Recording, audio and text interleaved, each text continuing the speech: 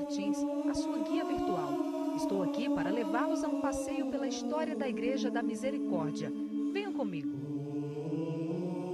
A Igreja da Misericórdia está localizada na atual Rua Duque de Caxias, antiga Rua Direita, com frente voltada para o eixo da Rua Peregrino de Carvalho, antigo Beco da Misericórdia. Apesar de fundada no final do século XVI, até hoje mantém suas atividades religiosas e litúrgicas.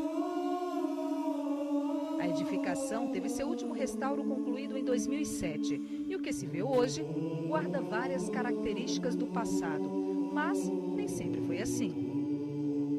Já no século XVI, a misericórdia se fazia presente em diversas capitanias brasileiras e outras fundações surgiram nas primeiras décadas do século seguinte. Isso se deveu à instituição ter um caráter assistencialista e, portanto, receber o apoio da coroa portuguesa. A Santa Casa da Misericórdia foi fundada pelo senhor de engenho Duarte Gomes da Silveira, motivado por sua fé e pelo desejo de trazer para a cidade, então chamada Filipeia, o apoio daquela instituição que participava do cotidiano da cidade e agregava valores para uma sociedade em formação. A Igreja da Misericórdia não possui registros datados referentes à sua construção. No entanto, em 1595, já havia uma referência documental sobre a Rua da Misericórdia, indicando que a mesma já existia. No final do século XVI, em data não conhecida, foi anexada à igreja o seu hospital, que permaneceu em funcionamento até a invasão holandesa de 1634. Era um prédio modesto e de pequenas acomodações.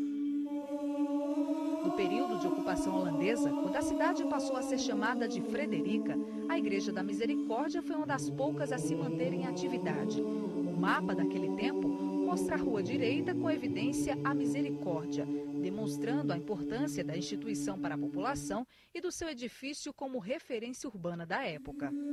A expulsão dos holandeses do Nordeste brasileiro foi um período marcado por muitas guerras, onde quase tudo que havia sido construído pelos portugueses anteriormente na Paraíba foi destruído, além de acarretar uma crise financeira para toda a população.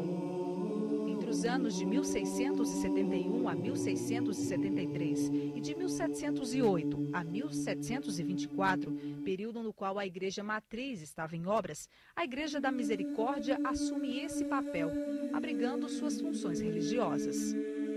Em meados do século XVIII, a Irmandade enfrentava dificuldades, com parte de seu conjunto edificado destruído. Doações supriu a maior parte de suas despesas, contornando um momento de crise. Mesmo em meio a tantas dificuldades, a Santa Casa da Misericórdia resiste e decide reedificar seu hospital em 1754. Decisão motivada pelo crescimento populacional e pelo fato de morrerem muitas pessoas por falta de assistência médica. O conjunto da Santa Casa continuava com funções assistencialistas, como o antigo cemitério, que se estendia pelas áreas livres ao norte e sul da igreja. Nele eram sepultados os irmãos da caridade, escravos e os condenados à morte. Durante as escavações para a abertura do viaduto Miguel Couto, ossadas foram encontradas, reafirmando que o espaço desempenhava essa função. Outro serviço oferecido era o acolhimento de crianças abandonadas na Roda dos Expostos, que se encontra ali até hoje. A elas eram prestados os primeiros socorros, ficando a cargo de uma enfermeira para posteriormente serem entregues a uma criadeira, que se encarregava de sua formação. Paralelamente a todas essas atividades, funcionavam as classes de alfabetização para as crianças maiores de 6 anos, sendo a Irmandade responsável pela educação de dezenas delas. Com as mudanças sociais ocorridas ao longo do século XIX e início do XX, estas instituições assistencialistas perderam sua importância e a capacidade de atender à alta demanda da população. Com isso, o hospital passou a não comportar mais os serviços oferecidos pela Santa Casa da Misericórdia, somando-se ao fato de acreditarem que o local era inadequado ao tocante às questões sanitárias.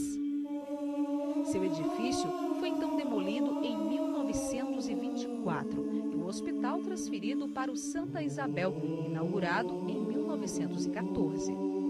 De todo esse conjunto edificado do passado, resta apenas a igreja, que foi reconhecida pelo IPHAN como Patrimônio Histórico e Artístico Nacional em 1938. Logo após, a igreja foi restaurada, buscando retomar a antiga imagem da sua fachada principal, que havia sido alterada em 1918. No início do século, a igreja passou por uma nova restauração, sendo reaberta em 2007, atraindo até hoje os fiéis e demonstrando ser um patrimônio vivo, não só na memória, mas no exercício de sua função religiosa.